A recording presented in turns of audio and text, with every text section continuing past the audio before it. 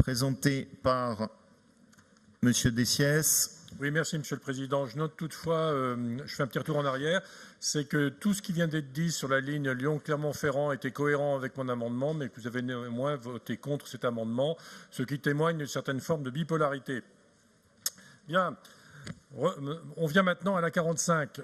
Par un vote d'assemblée plénière du 7 juillet 2016 de cette assemblée, faisant suite au débat d'orientation budgétaire du 17 mars, pour être précis, l'exécutif du Conseil régional a fait approuver une autorisation de programme d'un montant de 131 millions destiné à la part publique du financement de la 45.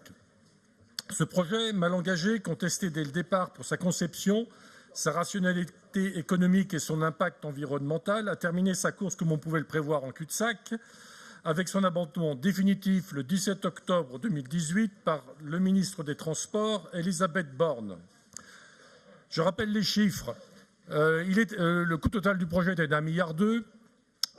L'État, sur lequel on ne peut plus compter, y était pour 400 millions, la région 131 millions, la communauté urbaine de Saint-Étienne 131 millions et le département de la Loire 131 millions.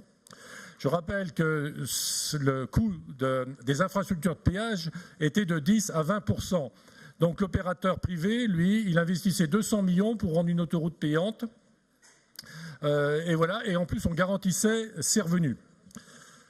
Afin d'apporter une solution aux difficultés de transport subies depuis 30 ans, il faut le rappeler, par nos concitoyens de l'axe Saint-Étienne-Lyon, nous proposons par conséquent d'annuler cette autorisation de paiement de programme au bénéfice de l'A45 et de réaffecter intégralement ce montant au bénéfice d'un aménagement de l'A47 selon une approche pragmatique s'inspirant des solutions appliquées par des pays soumis aux mêmes contraintes de forte densité urbaine et d'espace. Vous les connaissez comme moi, Singapour, Hong Kong, la Corée, le Japon, la Thaïlande.